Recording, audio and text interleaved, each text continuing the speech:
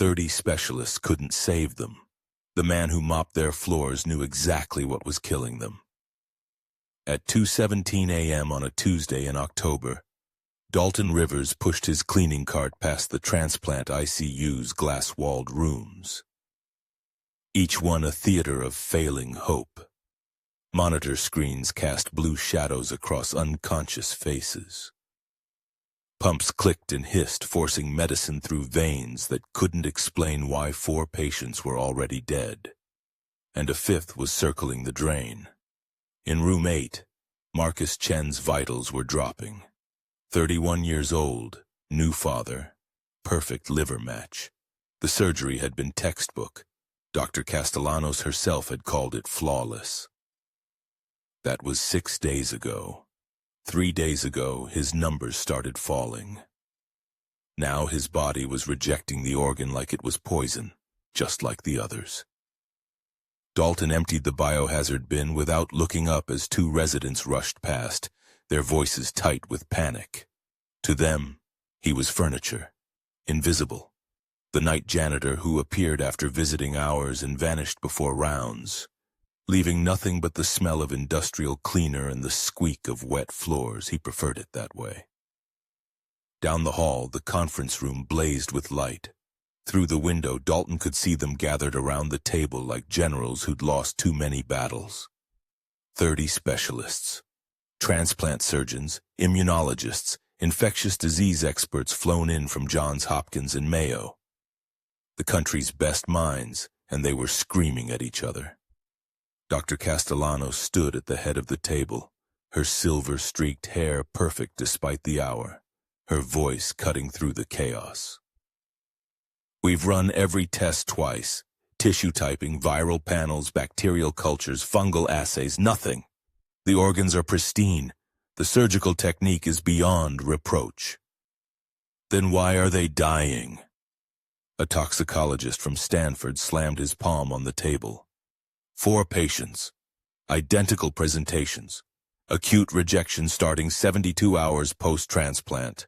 Progressing to complete organ failure within 96 hours. This isn't random.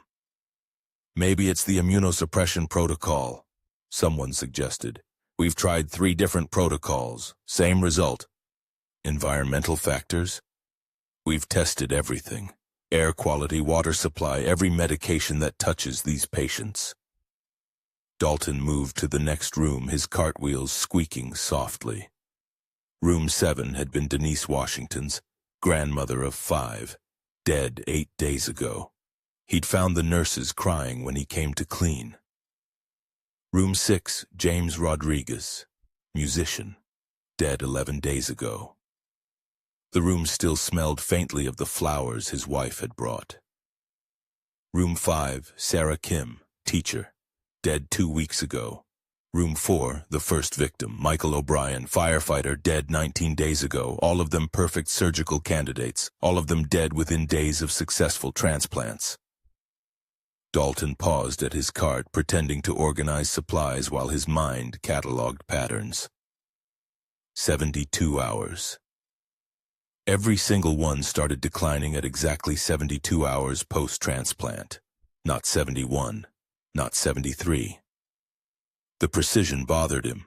Nature didn't work with that kind of clockwork regularity, but schedules did. In the conference room, voices rose again. We're missing something fundamental, Dr. Kenzo Otani said, his Japanese accent slight but present. The young fellow had kind eyes behind his frameless glasses. He was one of the few who occasionally nodded at Dalton in the hallways. Perhaps we're looking in the wrong direction. We've looked in every direction, Dr. Castellanos snapped. Unless you have a novel theory, Dr. Otani, I suggest you... I'm saying maybe it's not medical. Maybe it's not medical. Her voice could have frozen blood. 4 patients died from organ rejection, and you're suggesting it's not medical. Otani fell silent. Dalton had seen that look before. The junior doctor who questioned the hierarchy, learning to keep his mouth shut. Dalton moved on, his cart squeaking its lonely rhythm through corridors that had once felt different beneath his feet. 15 years ago, his shoes had been different. Lab shoes, not the non-slip rubber he wore now. His hands had held pipettes instead of mops. The memory came unbidden. The cool weight of a micropipette. The precise click as he set the volume. The satisfaction of watching clear liquid rise into the tip. His research on microbial contamination in organ preservation solutions. The paper he'd been writing when Dr. Richard Voss, his colleague, his supposed friend, had accused him of fabricating data. The investigation had been brutal. His name dragged through academic journals. No proof of innocence could erase the stain of accusation. Grants evaporated. Job offers withdrawn. The university had quietly asked him to resign. He'd been 37. Brilliant career destroyed overnight. Now his hands, calloused from pushing mops and lifting trash bags, still remembered the precision of laboratory work. His mind, forced into silence, still observed, still cataloged, still analyzed. Dalton returned to room 8. Marcus Chen's monitors showed declining kidney function now. The liver was failing, taking everything else with it. 72 hours ago, he'd been stable. 72 hours. That number wouldn't leave Dalton alone. He pulled out his phone, pretending to check messages while actually reviewing the notes he'd been keeping. Dates and times, secretly photographed from charts when no one was looking. Michael O'Brien, transplant Monday 3 p.m., decline Thursday 3 p.m. Sarah Kim, transplant Wednesday 8 a.m., decline Saturday 8 a.m. James Rodriguez, transplant Friday 11 a.m., decline Monday 11 a.m. Exactly 72 hours every time. But that wasn't what made his pulse quicken. It was what happened during those 72 hours, specifically what happened on the night shift, the maintenance protocols, the supply deliveries, the routine procedures that no one questioned, because they'd been done the same way for years. In the conference room, someone said, "We're shutting down the transplant program. We have no choice." Dr. Castellanos looked like she'd been struck, her life's work crumbling. Dalton stood in the darkened ICU, watching Marcus Chen's monitors, their blue light reflecting in his eyes. He understood now. Not the surgery, not the organs, something that came after. Something that touched every patient at exactly the same point in their recovery. Something no one was looking at because it wasn't medical. He glanced toward the conference room where 30 specialists debated theories they'd already disproven. Then back at Marcus Chen, whose time was running out. Dalton whispered to the sleeping patient, his voice barely audible over the monitors. "I know what's killing you, but who's going to listen to me?" The bus lurched through pre-dawn streets, its fluorescent interior harsh against windows that reflected Dalton's tired face back at him. He'd been awake for 23 hours. The transplant ICU didn't sleep, and neither did the patterns he couldn't stop analyzing. 72 hours, every patient. Something during the night shift protocols.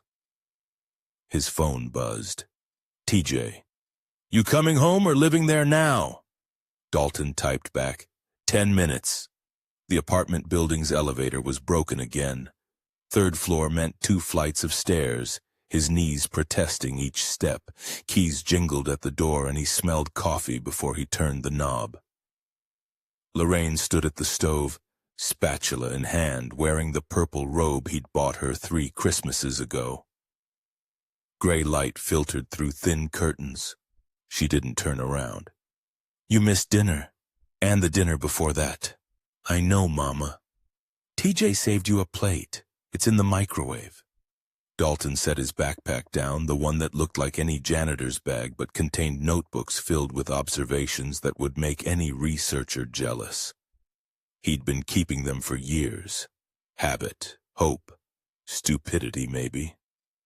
"I'm not hungry." Now she turned. Her eyes, still sharp despite 68 years, studied him. "You got that look. The one you used to get when you were onto something in the lab. There's nothing. Don't lie to your mother. She pointed the spatula at him. I raised you better. TJ's wheelchair rolled into the kitchen doorway. His younger brother had their father's build, broad shoulders that made the chair look too small. His laptop balanced on his lap, always working, always proving he was more than what happened to him 9 years ago. He's been checking his phone every 5 minutes, TJ said. And he's got that twitch in his jaw. Something's happening at the hospital. Dalton poured coffee, the cheap kind that tasted like cardboard but contained caffeine. People are dying. 4 already, maybe 5 by now. And 30 specialists can't figure out why. Lorraine's voice carried an edge. But you can.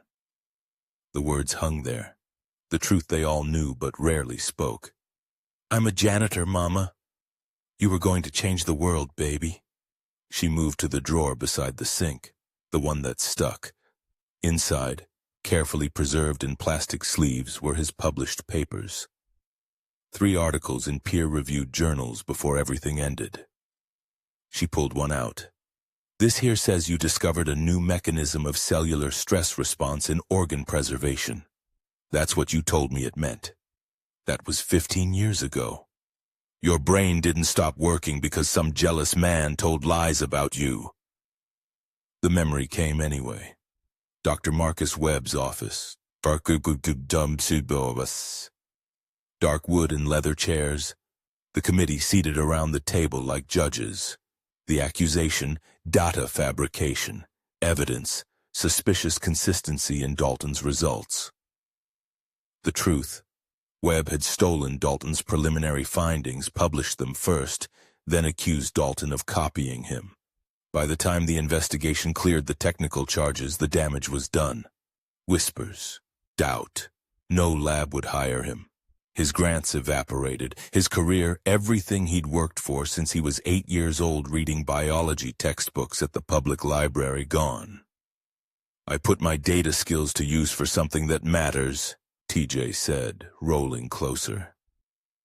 Let me help. Whatever you're looking into, I can access medical databases, public records, supply chain documentation. You taught me how to research properly. Use me. Dalton looked at his brother. TJ had been 19 when the accident happened. A college sophomore with a full scholarship. Dalton had been 33, already destroyed professionally, working nights to pay for TJ's medical bills that insurance wouldn't cover. His mother's arthritis medication. The rent on this apartment that was too small and too expensive but close to the bus line. If I'm wrong, you're not wrong, Lorraine said. You never were. That man lied, and the system believed him because it was easier than admitting they made a mistake. If I speak up, and I'm wrong, I lose this job too. We need you to be who you are. His mother's hand touched his cheek. Not who they tried to make you. At Ashford Memorial, the conference room held 40 people now. More specialists had arrived overnight. Dalton watched from the hallway, pushing his cleaning cart slowly, invisible as always. Dr. Castellanos stood at the head of the table. Her silver-streaked hair was still perfect, her suit still crisp despite the hour, but her hands resting on the table trembled slightly. We have run every test, examined every variable, consulted every expert. Her voice carried the weight of a collapsing empire. And we have nothing. A man in a gray suit sat at her right. His CDC badge caught the light. Dr. Castellanos, I've reviewed your protocols, your surgical outcomes, your infection control measures. Everything is exemplary, which makes this situation incomprehensible. We're the best transplant program in the region, someone said. You were. The CDC representative's tone was flat. One more death, and I'm shutting you down. Not temporarily.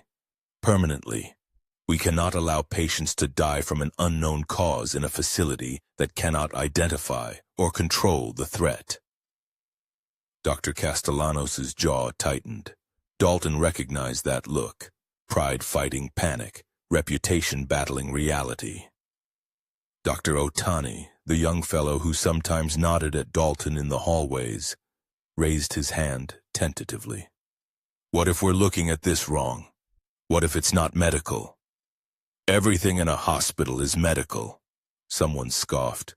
But what touches the patients isn't only medical procedures. There's maintenance, supplies, environmental factors. We've checked air quality, water systems, everything. Dr. Castellanos cut him off. This is a surgical problem. It has to be. Dalton's cart squeaked as he moved past. No one looked at him. He was part of the environment, like the walls or the floor, invisible. But he saw everything. The way Dr. Castellanos' hand kept touching her throat, the CDC representative checking his watch, the specialists shifting in their chairs, brilliant minds trapped in a maze with no exit. In room 8, Marcus Chen's monitors showed continued decline, 72 hours post-transplant, right on schedule. Dalton returned to the supply closet on the 3rd floor, his real office, he sometimes thought. He pulled out his notebook, flipped past pages of observations, dates, patterns.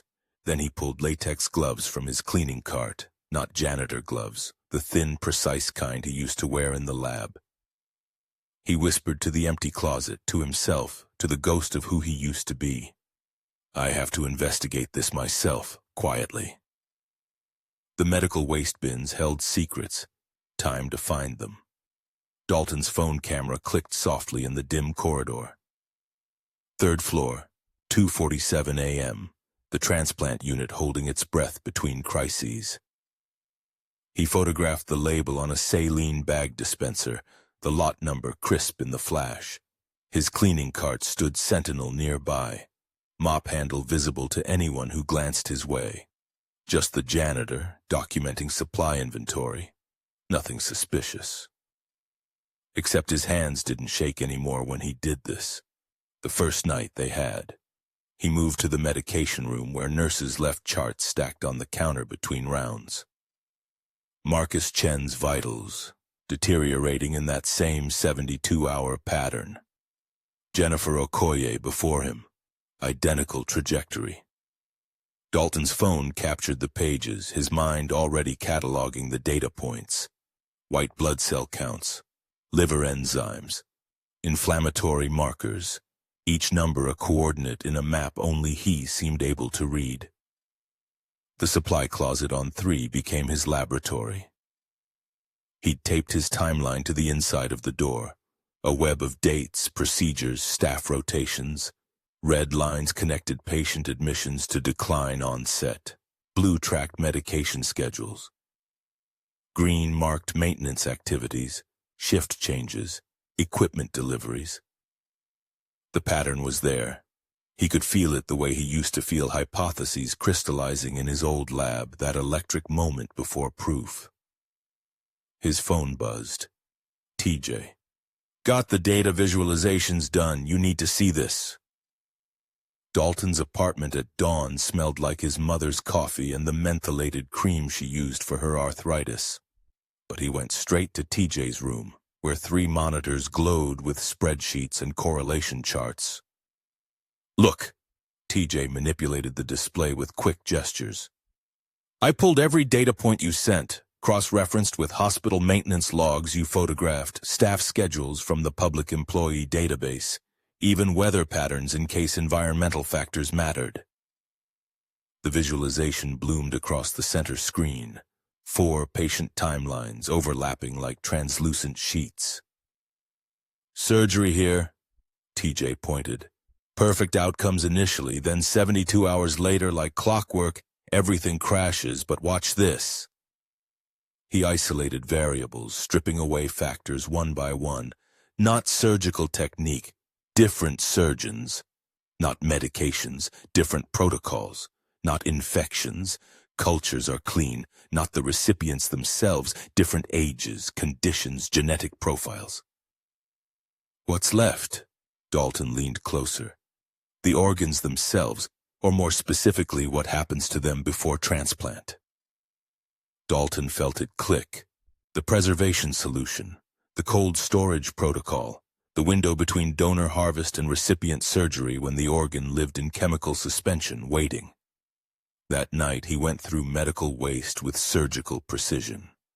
The transplant unit's biohazard bins held secrets that no one else thought to excavate. Discarded IV bags, empty medication vials, used surgical supplies, and there, beneath a pile of bloodied gauze, an empty organ preservation solution bag, the kind used to keep donor livers viable during transport. He photographed the label, lot number B7834M, manufacture date, expiration date. Then he noticed it. The batch code's format was wrong, subtle, the kind of thing you'd miss unless you'd spent years working with laboratory supplies. The hyphen placement, the prefix letter. It didn't match the manufacturer's standard coding system. In the conference room above, voices carried through the ventilation system. Another specialist's meeting. Dr. Castellanos' tone sharp with desperation. We've tested everything. Surgical sterility, post-op protocols, immunosuppression regimens. The CDC is breathing down our necks and we have nothing. Perhaps we should consider environmental contamination more seriously, someone suggested. The ventilation system, we've checked environmental factors twice. Frustration edged her words. This is a medical problem requiring a medical solution. Dalton's cart squeaked past the conference room door. Through the narrow window, he saw Dr. Otani sitting at the table's edge, looking troubled. Their eyes met for a fraction of a second. The young doctor's gaze held something Dalton recognized. Doubt, the beginning of questioning. Dalton moved on, but his mind stayed locked on the preservation solution bag in his cart, wrapped in paper towels like contraband. The public library opened at 9. Dalton arrived at 9:03, having gone home only long enough to shower and change into street clothes. The medical database terminals in the research section gave him access to journals he hadn't read in 15 years. Organ preservation chemistry, the delicate balance of electrolytes, nutrients, antioxidants that kept harvested tissue alive. He read for hours, his old fluency with scientific literature returning like muscle memory. Hypothermia protocols, oxygenation requirements, contamination risks. Then he found it. A case study from Belgium 8 years ago. 3 transplant failures, identical presentation to Ashford Memorial's patients. The cause, bacterial endotoxin contamination in preservation solution. The toxin remained viable even under cold storage, didn't show up in standard sterility tests, caused delayed inflammatory cascade in recipients. 72 hours post-transplant, the immune response triggered catastrophic organ rejection. Dalton's hands gripped the desk edge. The symptoms matched perfectly. The timeline, the inflammatory markers, the resistance to standard interventions. Everything. But bacterial endotoxin didn't appear spontaneously in pharmaceutical-grade solutions. Someone would have to introduce it deliberately, or the manufacturing process would have to be catastrophically compromised. He called TJ from the library steps. I know what's killing them. Bacterial endotoxin in the organ preservation solution.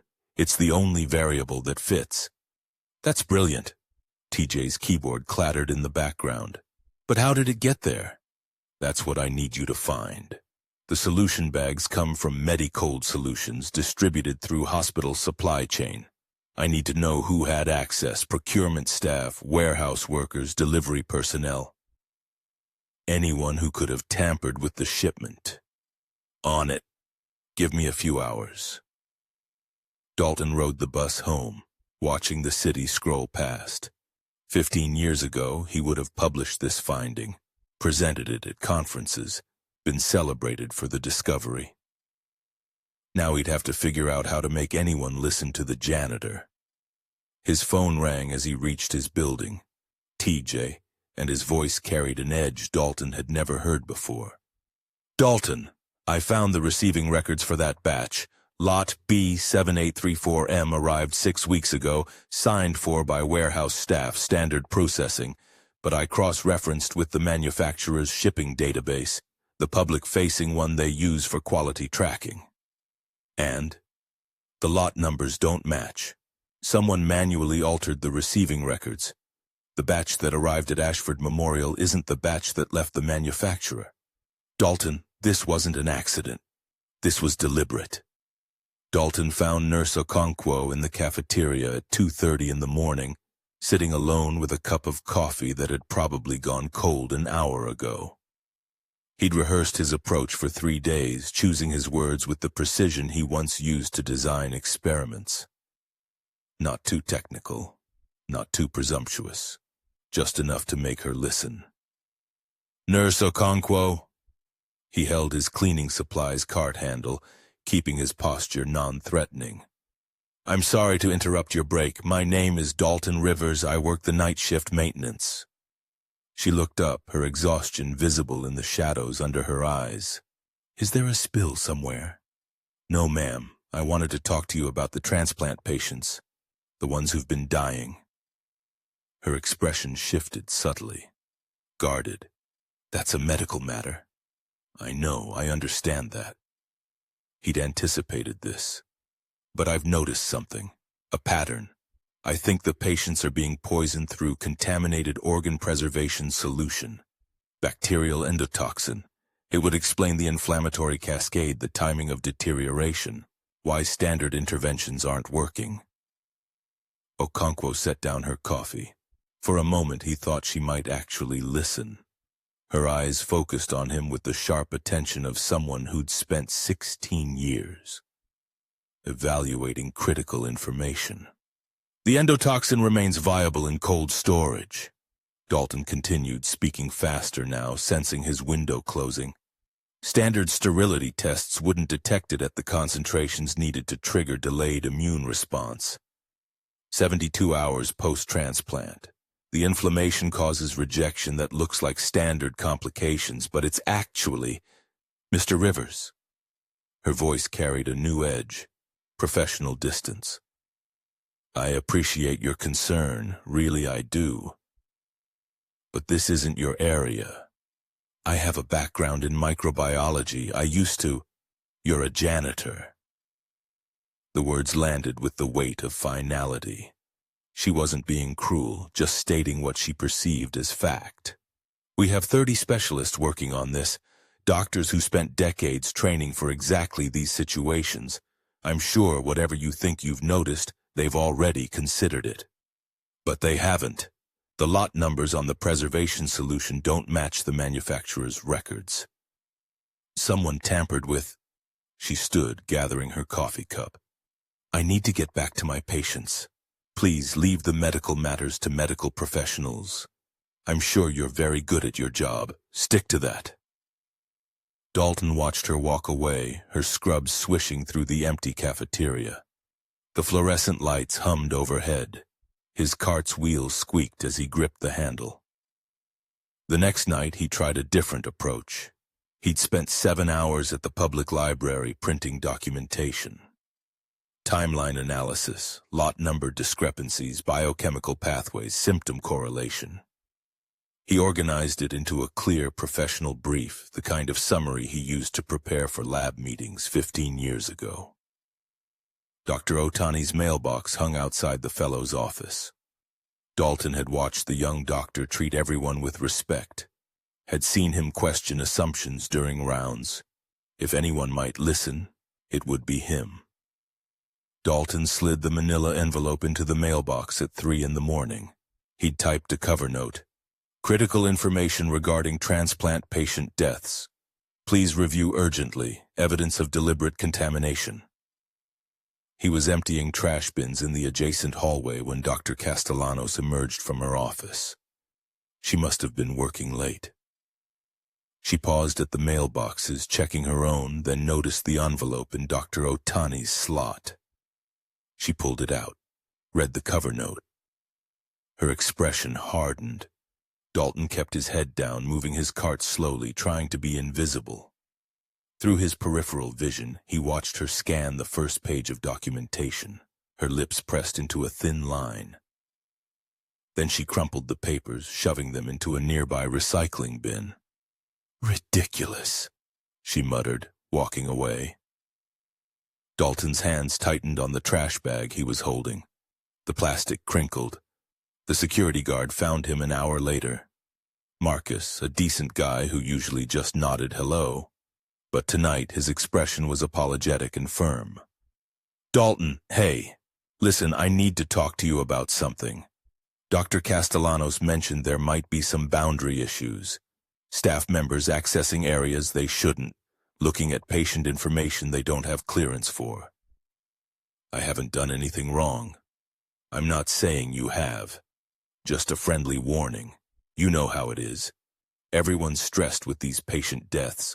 Emotions are high. Just, stay in your lane. Do your job. Don't get involved in things that aren't your responsibility. The phrase hit like a physical blow. Stay in your lane. He'd heard variations of it for 15 years. Dalton called TJ from the parking lot during his break, sitting in his 10-year-old Honda with the windows cracked against the humid night air. They won't listen, he said. I've tried everything. It's like talking to a wall. Same shit, different decade. TJ's anger came through clearly.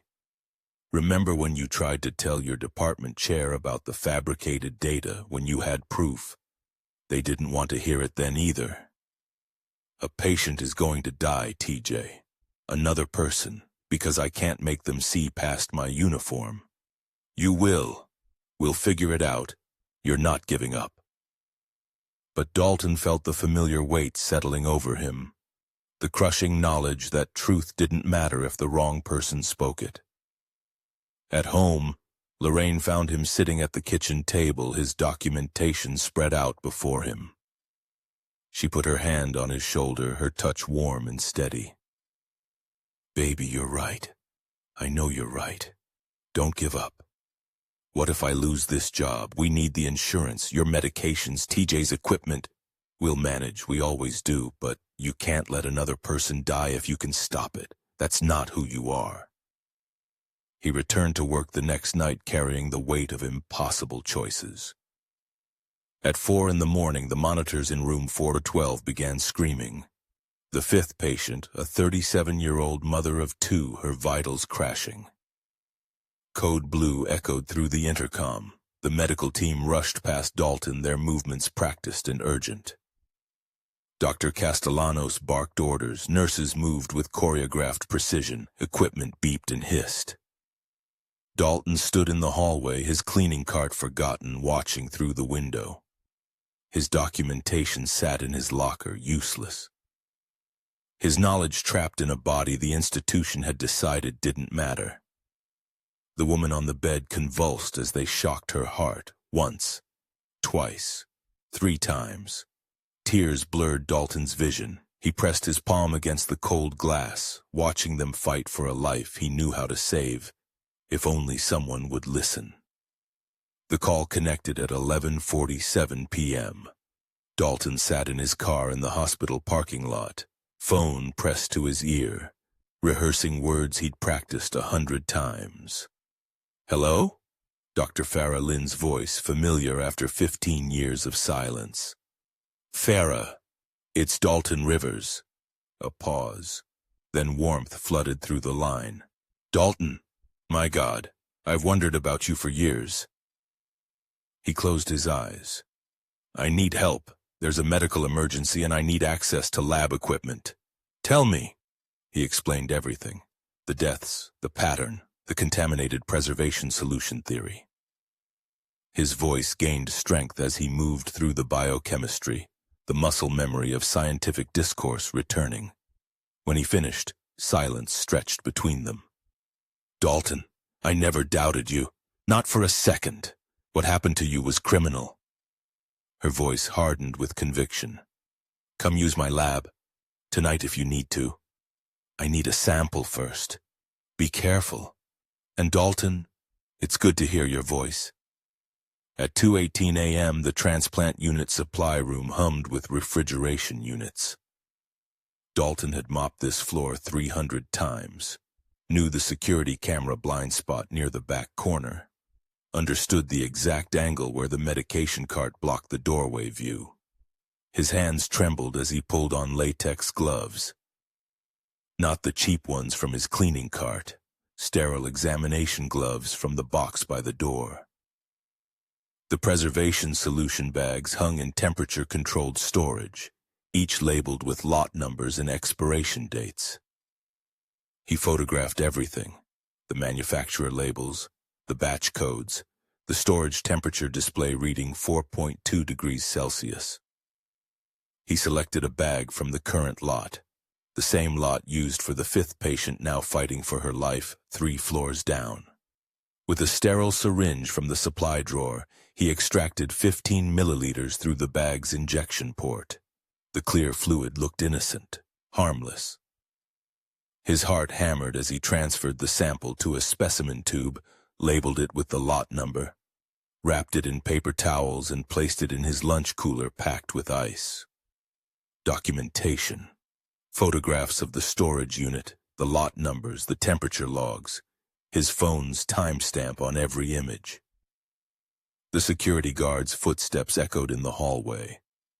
Dalton was wiping down the supply cart when Officer Martinez appeared in the doorway. "Working late, Rivers?" "Every night, sir." Dalton gestured at his cleaning supplies, his hands steady now, his face carefully neutral. Martinez nodded and moved on. Dalton exhaled slowly, the specimen tube cold against his chest where he'd tucked it inside his coveralls. The community college lab smelled like every lab he'd ever worked in. Ethanol and autoclave steam and the faint ozone scent of electrical equipment. Dr. Lin had left him a key and a note.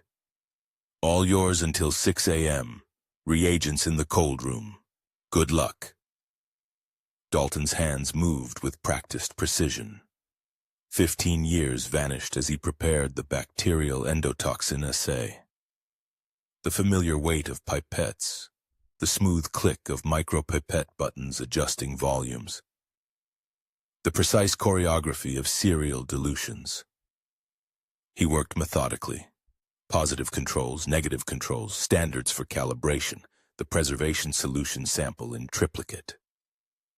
While the assay incubated, he sat at the lab bench and felt something loosen in his chest. This was who he was, not the janitor, not the dismissed, the discredited, this. A scientist pursuing truth through careful observation and rigorous testing. The plate reader beeped at 4:47 a.m. Dalton loaded the samples, initiated the protocol, watched the machine process each well. Numbers appeared on the screen, his breath caught. Endotoxin concentration, 847 EU ml. 847 endotoxin units per milliliter, in solution meant for transplant patients with suppressed immune systems. The standard safety threshold was less than 0.5 EU ml. This wasn't contamination. This was poisoning. "I'm not wrong," Dalton whispered to the empty lab. "I know I'm not wrong." He printed the results, photographed the data, saved everything to a flash drive. His documentation was growing. Timeline of patient deterioration. Correlation with preservation solution lots. Now this. Irrefutable laboratory proof. At home, TJ was still awake, 3 monitors glowing in his room. "Got something," he said when Dalton entered. "Bernard Grimes fired from Ashford Memorial's tissue lab 3 years ago for repeated safety violations." Dalton leaned over his brother's shoulder, studying the personnel file TJ had somehow accessed. "Gets better. His girlfriend works at Med Supply Logistics, the company that provides Ashford's preservation solutions." TJ pulled up more records. "She has warehouse access, and look at this." Social media posts. Bernard Grimes ranting about Ashford Memorial, about Dr. Castellanos specifically, about how they'd destroyed his career, ruined his reputation, treated him like garbage.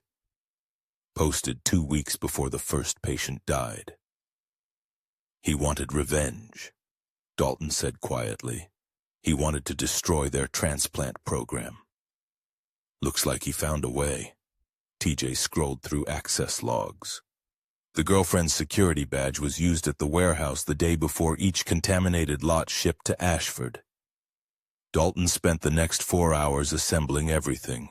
Lab results showing the endotoxin contamination, timeline analysis correlating patient deterioration with specific preservation solution lots.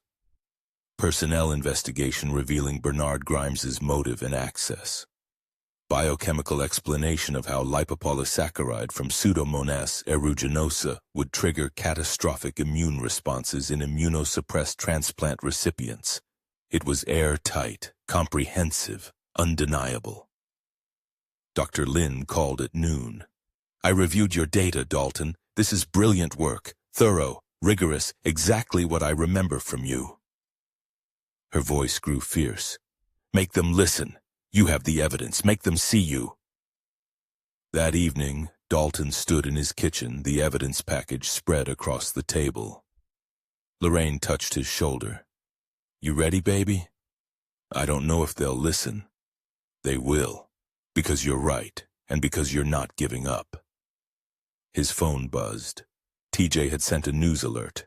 Ashford Memorial announcing an emergency conference tomorrow morning. All specialists, hospital administration, CDC representatives. Topic: whether to permanently shut down the transplant program. Dalton stared at the notification. Tomorrow, his last chance. He texted TJ. "That's where I make my stand." Dalton stood in his bedroom at 5:47 a.m., the navy coveralls heavy in his hands. Through the thin walls, he heard his mother moving in the kitchen, the familiar sounds of her morning routine. TJ's equipment hummed from the converted dining room where his brother had fallen asleep at his monitors, still tracking news feeds about the conference. The folder sat on his bed. 43 pages, lab results, timeline correlations, personnel investigations, biochemical mechanisms. Everything that proved Bernard Grimes had contaminated the preservation solution. That lipopolysaccharide from Pseudomonas aeruginosa was triggering catastrophic immune responses in immunosuppressed patients. Everything the specialists had missed. He pulled on the coveralls, each button a small act of courage. The fabric smelled like industrial detergent and 15 years of invisible labor. 15 years since he'd stood in a laboratory as anything other than the man who emptied the trash. His hands shook as he zipped the front. Lorraine appeared in the doorway, already dressed despite the early hour. She studied her son with those teacher's eyes that had always seen through his defenses. "You look like you're going to war," she said quietly. "Maybe I am." She crossed to him, placed both hands on his shoulders. Her grip was firm despite the arthritis that twisted her fingers. "Show them who you really are." "What if they don't want to see?" "Then you make them look." She kissed his forehead like she had before his first day of graduate school, before the world had broken him. "You've been invisible long enough, baby." Dalton picked up the folder. Inside was everything he'd lost and everything he might reclaim. He kissed his mother's cheek, touched TJ's shoulder as he passed, and walked out into the morning. The drive to Ashford Memorial took 12 minutes. He'd made this commute 5 nights a week for 8 years, always arriving after dark, always leaving before dawn. Today he parked in the main lot as sunrise painted the hospital's glass facade gold. People stared at him as he crossed the lobby. A janitor walking with purpose during business hours, carrying a folder like he belonged in the daylight. He felt every eye, every small judgment. The conference room was on the administrative floor. He'd cleaned it hundreds of times, knew its layout intimately. Now, 2 security guards flanked its closed doors. Dalton's steps didn't falter. He'd crossed too many lines already to stop now. "Morning, Dalton." Marcus, the senior guard, straightened. "You're here early. I need to get into that meeting." Marcus's expression shifted to professional concern. This is a restricted meeting, Dalton. Specialists only. Hospital administration, CDC. I know what it is. Dalton's voice stayed steady. People are dying. I know why. Please let me speak to them. Come on, man. Marcus's hand moved toward his radio. Don't make this difficult. Get back to your duties.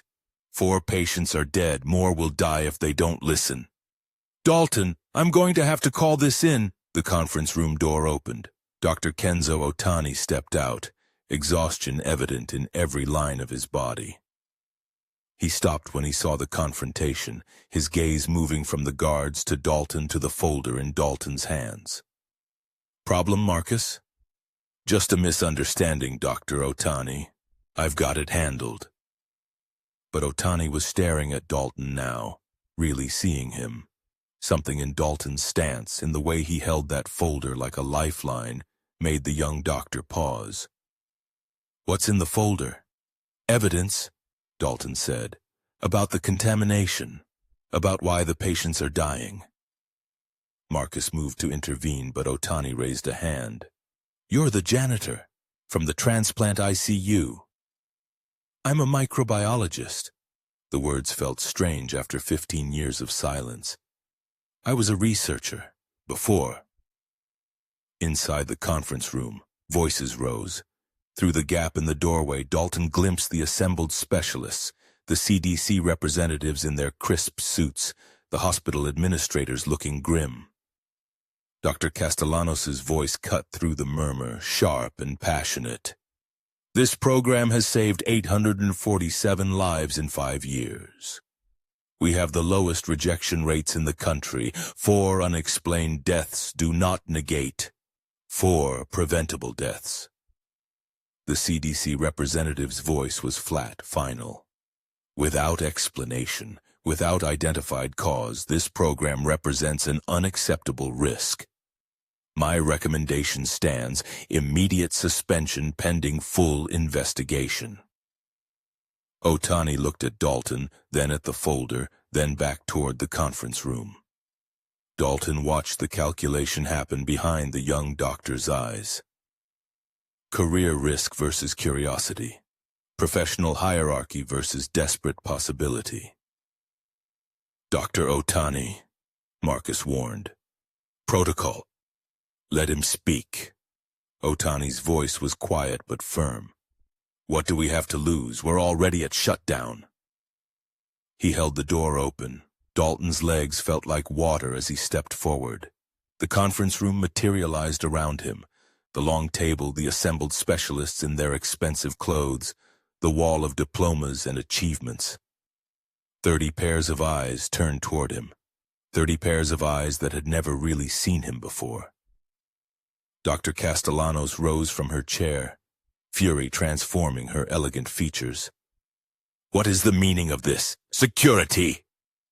Dalton stood in his janitor's coveralls, holding his folder of evidence, feeling the weight of every dismissal, every invisible year, every sacrifice his family had made. When he spoke, his voice was steady despite the fear that threatened to choke him. My name is Dalton Rivers, and I know what's killing your patients. Silence filled the room. Dr. Castellanos moved toward the phone, her hand reaching for security. Then the CDC representative leaned forward in her chair, her expression unreadable. I'll give you 2 minutes. Talk. Dalton's hands trembled as he opened the folder, but his voice emerged steady, carrying the precision of a scientist who had spent 15 years remembering who he used to be. You've all been looking at the wrong timeline. Every specialist has focused on the surgical procedures, the immunosuppression protocols, the tissue matching. But the deaths don't correlate with any of those variables. They correlate with something else entirely. 72 hours post-transplant every single time. Not 70 hours, not 75. Exactly 72. He placed 4 patient charts on the conference table, aligned them with mathematical precision. Patient 1, transplant Monday at 2 p.m. Deterioration Thursday at 2 p.m. Patient 2, transplant Wednesday at 6 a.m. Deterioration Saturday at 6 a.m. Patient 3, patient 4, same pattern. You've been analyzing the surgeries, I've been analyzing the maintenance schedule. Dr. Harrison Chen, an immunologist from Johns Hopkins, leaned back with visible irritation. Who are you to tell us what we've been looking at? We've examined every variable. Tissue samples, blood work, environmental factors. Did you examine the organ preservation solution? Dalton's question cut through the dismissal. Specifically, did you test for gram-negative bacterial endotoxin contamination? Because the lipopolysaccharide concentration in the solution used for all 4 patients is 847 endotoxin units per milliliter. The safe threshold is 0.5 units. You're introducing massive bacterial toxins directly into immunosuppressed systems at the moment of transplant. The room went silent. Chen's mouth remained open, objection dying on his lips. Dalton pulled photographs from his folder, placing them on the table. This is preservation solution from batch L7743, photographed under phase contrast microscopy at 400x magnification. These dark aggregates are lipopolysaccharide clusters. This is the same batch used for all 4 patients. Dr. Castellanos rose from her chair, her face pale beneath her composure. Where did you get this sample? From your supply room. I documented everything. Date, time, batch numbers, storage conditions. I photographed the receiving logs. I tested the solution using the hospital's own laboratory equipment during night shift when the labs are empty. Dalton met her gaze without flinching. I have 14 nights of documentation. That's theft. That's trespassing. That's the evidence that will save the next patient's life. The CDC representative leaned forward, her expression unreadable. Dalton turned to the whiteboard, picking up a marker with hands that remembered this motion from another lifetime. The mechanism is straightforward immunology. When you transplant a liver, you immediately suppress the patient's immune system to prevent rejection. Cyclosporin, tacrolimus, corticosteroids. The patient becomes profoundly vulnerable. He drew quickly, the diagram taking shape with practiced efficiency. Now introduce lipopolysaccharide directly into the bloodstream via the transplanted organ. LPS binds to toll-like receptor 4 on macrophages and dendritic cells. In a normal immune system, this triggers controlled inflammation. In an immunosuppressed system, it triggers catastrophic cytokine dysregulation. He wrote the cascade across the board: TNF-alpha, IL-1, IL-6, interferon gamma. The patient develops what looks like hyperacute rejection, but it's actually endotoxic shock masked by immunosuppression. The fever, the organ dysfunction, the coagulopathy. You've been treating rejection when you should have been treating sepsis. But by the time symptoms appear at 72 hours, the damage is irreversible. Dr. Otani stood, moving closer to the diagram. The timeline fits. The symptom progression fits. But how did contaminated solution get into our supply chain? Dalton pulled out the final documents.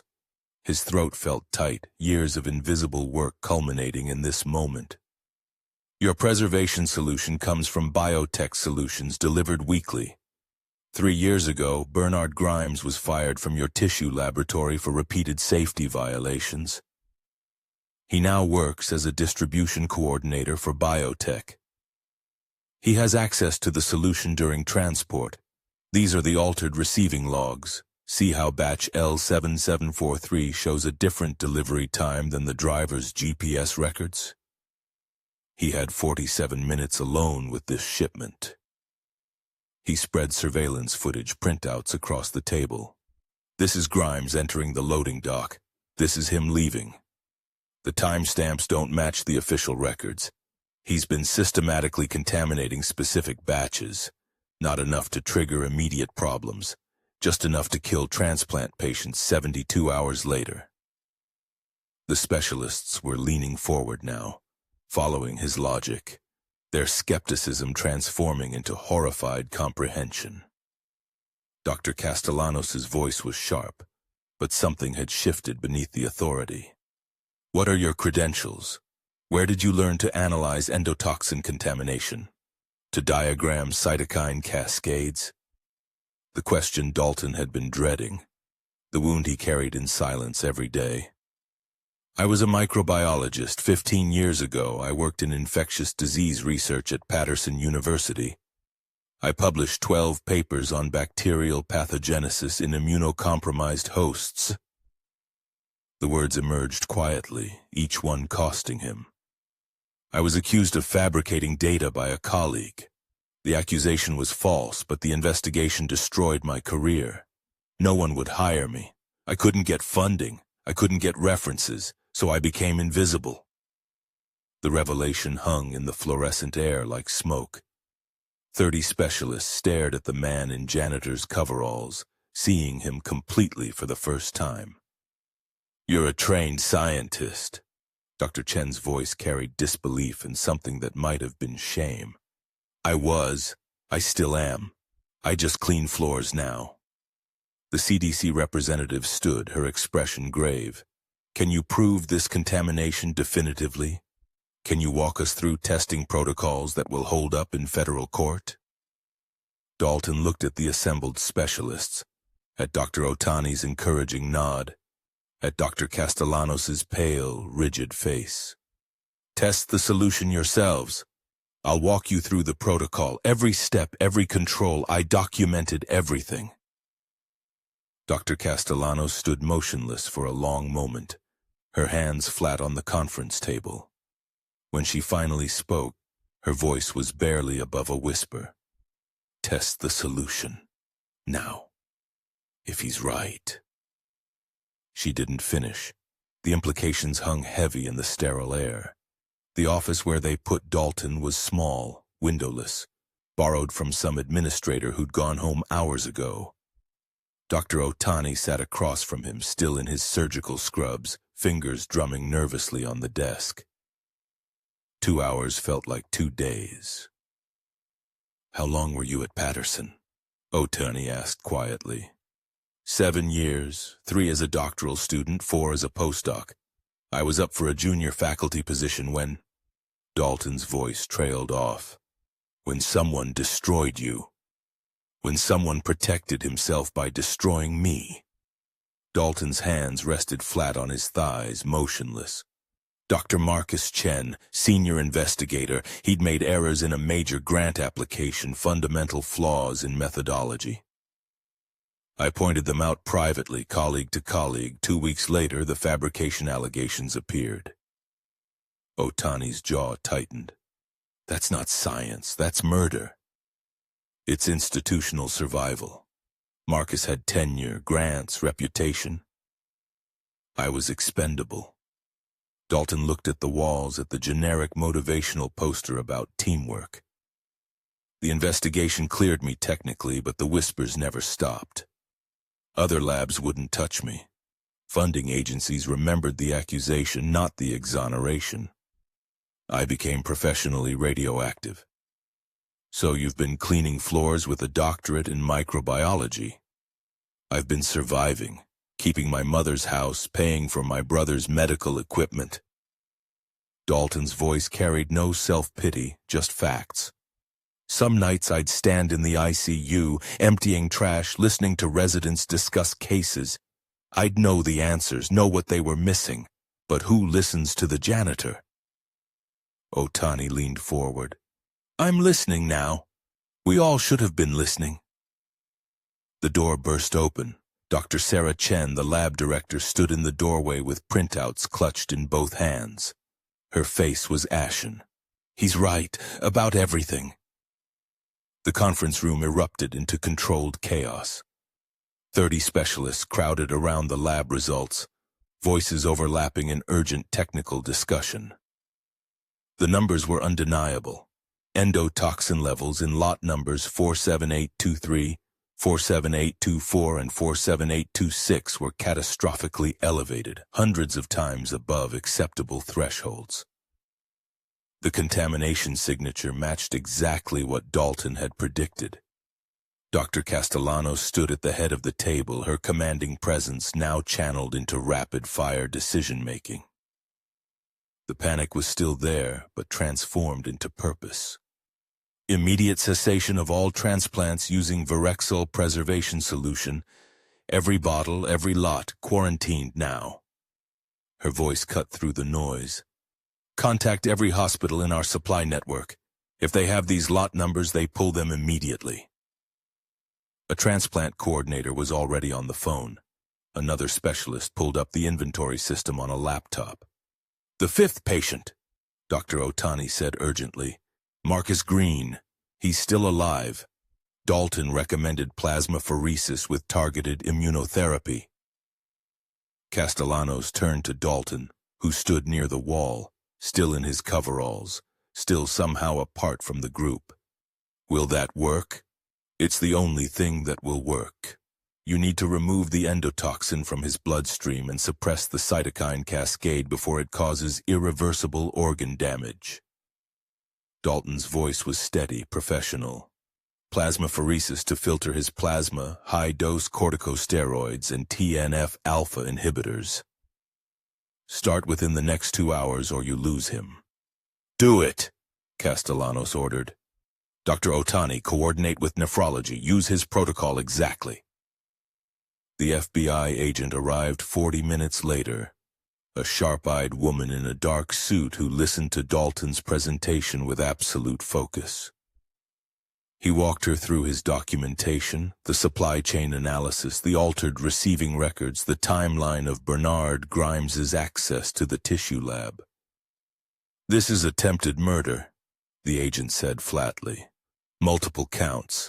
Federal product tampering. This is 20 years minimum." "He's probably already running," Dalton said. "He was fired 3 years ago but maintained relationships with current staff. Someone likely warned him." The agent was already on her phone. In the ICU, Marcus Green lay connected to a plasmapheresis machine, his blood cycling through filters that stripped away the poisonous endotoxins. Dr. Otani monitored every vital sign, every lab value, adjusting the protocol with minute precision. "Heart rate dropping," a nurse reported. 146 to 128. "Liver enzymes declining," another added, watching the real-time blood work results. ALT down from 847 to 623. Hour by hour, Marcus Green's body pulled back from the edge. His fever broke. His blood pressure stabilized. The cytokine storm that had been destroying his new liver began to subside under the targeted treatment. By dawn, he was conscious, weak, but alive. The CDC representative made her official statement in the hospital's administrative conference room. Based on the identification of the contamination source and implementation of corrective measures, the CDC is lifting the shutdown recommendation for Ashford Memorial's transplant program. This facility's response, once the problem was identified, has been exemplary.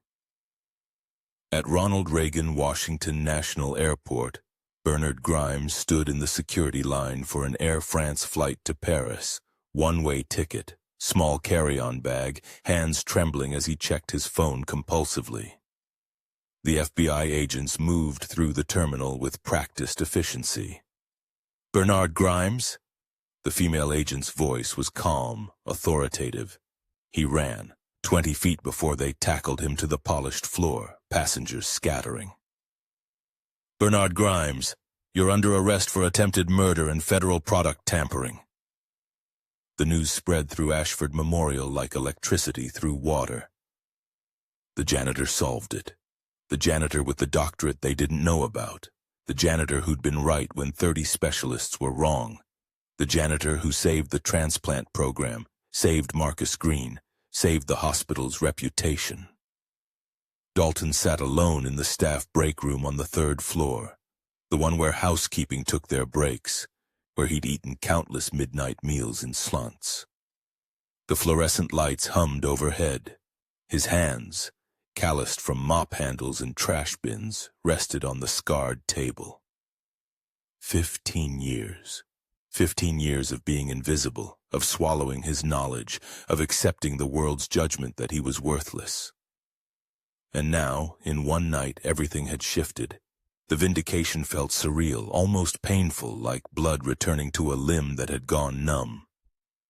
He didn't hear Dr. Castellanos approach. When he looked up, she stood in the doorway, her usual commanding posture somehow diminished, uncertain.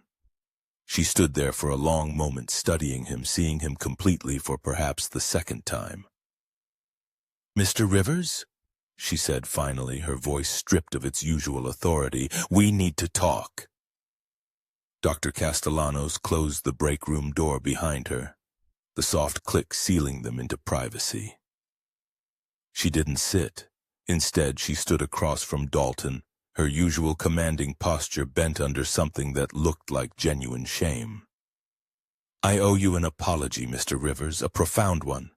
Her voice was stripped of its usual authority. "When you tried to speak in that conference room, my first instinct was to have you removed. Not to listen, not even for a moment to consider that you might have valuable insight. I saw your uniform, not your mind." Dalton's calloused hands remained still on the scarred table.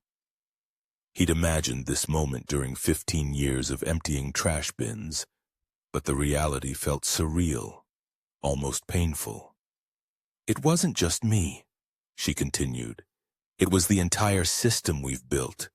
We created an environment where expertise is assumed to correlate with credentials, where hierarchy determines whose observations matter.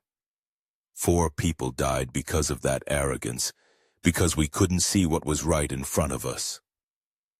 She removed her glasses, pressed her fingers against her eyes. "You saved Marcus Green's life. You saved this program, and we almost threw you out. You were trained to trust the system," Dalton said quietly. "The system betrayed you too." Dr. Castellanos sat down then, across from him, meeting his eyes directly. "We'd like you to join our research team. Officially. Not as a janitor with a hidden background, but as a research microbiologist. The position comes with full benefits, competitive salary, and the resources you need to do real work." She paused. "Contingent on one thing. Our legal team needs to investigate what happened to you 15 years ago. If there's any possibility of clearing your name, we'll pursue it." The fluorescent lights hummed overhead. Dalton's throat tightened. "Why?" "Because brilliance shouldn't be wasted. Because we need people who see what others miss, because it's the right thing to do." She slid a business card across the table. "Think about it. But not too long. We need you." 3 days later, Dalton sat in a conference room with 2 hospital attorneys who'd spent 72 hours reconstructing his academic destruction. The woman, mid-40s with kind eyes, spoke first. "Mr. Rivers, we've reviewed everything. The original accusation, the investigation records, correspondence between faculty members. We found emails between Dr. Marcus Whitfield and the department chair that were never disclosed during your hearing." She slid a printed email across the table. "Dr. Whitfield fabricated the data irregularities he claimed to find in your work. He was competing for the same grant funding. When you were nominated for early tenure, he panicked." The words blurred on the page. Dalton's hands trembled as he read his own professional murder laid out in black and white. The jealousy and calculation that had stolen 15 years of his life. "We've contacted your former institution," the male attorney added. "They're reviewing the case. Given this evidence, they're prepared to issue a formal retraction and clear your record completely." The break room walls seemed to close in. Dalton stood abruptly, walked to the window, pressed his forehead against the cool glass. The tears came then, hot and unexpected, 15 years of grief and rage and exhausted resignation pouring out in shaking sobs. The attorney sat quietly, letting him have his moment. "I'm sorry," he managed finally. "Don't be," the woman said softly. "You're owed this. You're owed so much more." Marcus Green was sitting up in bed when Dalton entered. Color returned to his face, eyes clear and alert. The 5th patient, the one who'd survived because Dalton refused to stay silent. "You're the one," Marcus said, his voice still weak but steady. "The janitor who figured it out. Dalton Rivers. Marcus Green, though you probably know that already." He extended his hand. Dalton took it, felt the warm, living pulse beneath the skin. "You saved my life. The doctors told me everything, 30 specialists, and you were the one who saw it. How do I thank someone for that?" "You just did. My wife, my kids, they get to keep me because you paid attention. Because you gave a damn when you could have just kept pushing your mop cart." Marcus's eyes glistened. "Thank you. That's not enough, but thank you." The local news ran the story that evening. Dalton watched himself on television in his mother's living room, the anchor's voice narrating his journey. "Hospital janitor solves medical mystery that stumped 30 specialists." His face, his name, his story told publicly for the first time. "Look at my baby," Lorraine whispered, tears streaming down her face. "The whole world sees what I always knew." TJ rolled his wheelchair closer, grabbed Dalton's shoulder. "My brother, the genius they couldn't keep down. Damn, man, damn." The hospital ceremony was small, tasteful, held in the main conference room where Dalton had forced his way in just days before. He wore borrowed professional clothes, uncomfortable with the attention, with the cameras, with Dr. Castellanos at the podium speaking about institutional change. "Expertise exists in every corner of this hospital," she told the assembled staff and press. "We've implemented new protocols for how observations from all staff members will be documented and reviewed. We've created pathways for employees with advanced degrees in non-traditional positions to transition into research roles. And we're establishing the Dalton Rivers Fellowship for second-chance scholars whose careers were derailed by circumstances beyond their control." The applause felt distant, surreal. Nurse Okonkwo found him afterward, her eyes red-rimmed. "I should have listened. When you tried to tell me I dismissed you, I'm sorry." "You were doing what the system taught you to do," Dalton said. "We all were. Still, I'm sorry." That night, alone, Dalton stood in the janitor's closet on the 3rd floor, his old Navy coveralls hanging on the hook where he'd left them. The mop bucket, the cleaning cart, the industrial disinfectant bottles. All the tools of his invisible years. He touched the coveralls, felt the worn fabric. "This was real," he whispered to the empty space. "This mattered. All of it."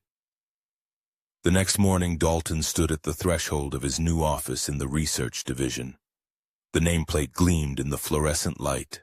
Dalton Rivers, research microbiologist. 15 years erased and restored in brushed aluminum letters. He took a breath and stepped inside.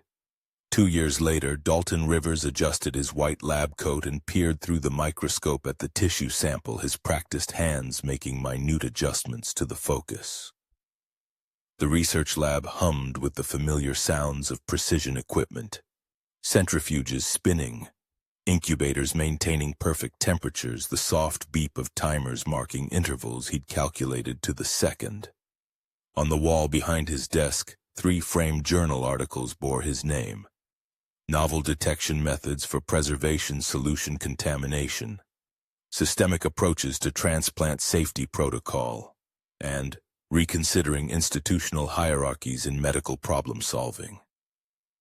His reputation, demolished 15 years ago by lies, now rebuilt page by published page. The journey back had been methodical. Night courses in advanced molecular biology while still working part-time janitorial shifts. His first nervous day in the research division, Dr. Otani greeting him with genuine warmth. The moment his first paper cleared peer review, Lorraine crying on the phone. Each certification earned, each credential restored, each small victory adding up to something whole.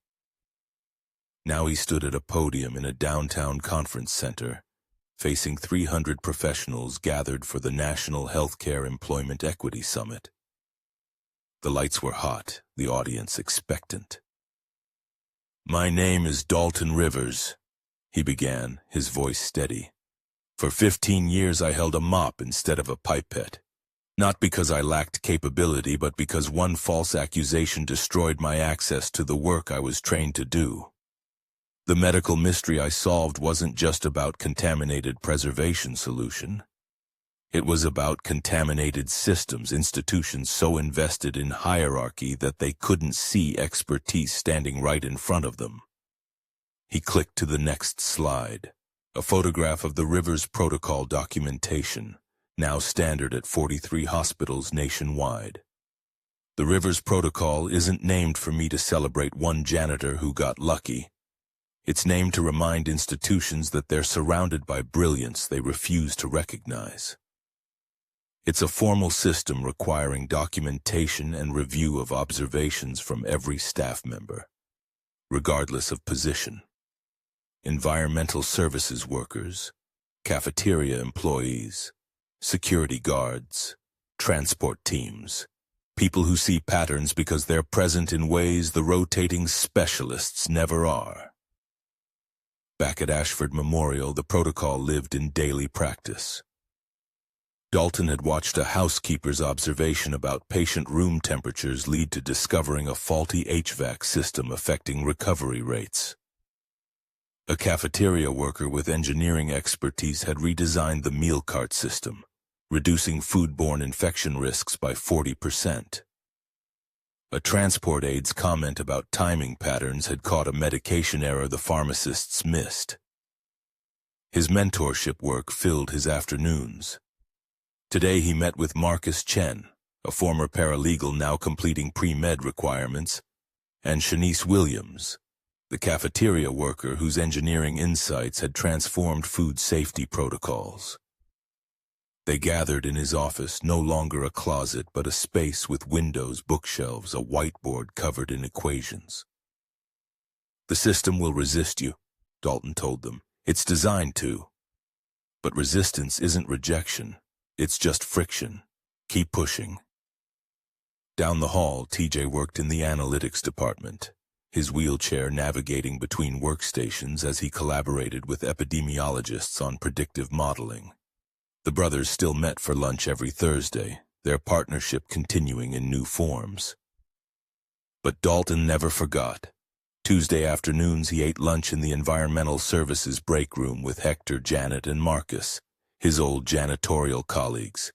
They shared stories, complained about management, laughed about the absurdity of his transformation. Janet still called him college boy, but with pride now instead of teasing. The hospital-wide training session filled the main auditorium. Surgeons sat beside housekeepers, department heads next to maintenance workers. Dr. Castellanos introduced him, her words about institutional change now backed by policy and practice. Lorraine sat in the third row, her best church dress pressed and perfect. TJ beside her, his wheelchair parked in the accessible section, both of them radiating a pride that made Dalton's throat tight. "Your worth isn't determined by your title," Dalton said, scanning the diverse faces before him. "Expertise lives everywhere. In every department, every shift, every person who shows up and pays attention. We just have to be willing to see it, to listen, to recognize that the most important medical discovery in this hospital's recent history came from someone the system had written off as invisible." After the session, walking through the familiar corridors, doctors nodded respectfully. Nurses greeted him by name, but near the loading dock he spotted a young janitor struggling with an overloaded cart, looking lost and overwhelmed. Dalton stopped, held the door, helped redistribute the weight. "First week?" he asked. "Yeah, I'm sorry, I'm still learning." "Don't apologize, you're doing important work." Dalton met the young man's eyes. "Pay attention to everything you see here, every pattern, every detail. You notice things others miss. That matters." The janitor's expression shifted, confusion giving way to something like hope. Dalton walked on, his white coat bright under fluorescent lights, his past and present integrated into something earned and real. Sometimes the most brilliant minds are hiding in plain sight. All they need is someone willing to listen.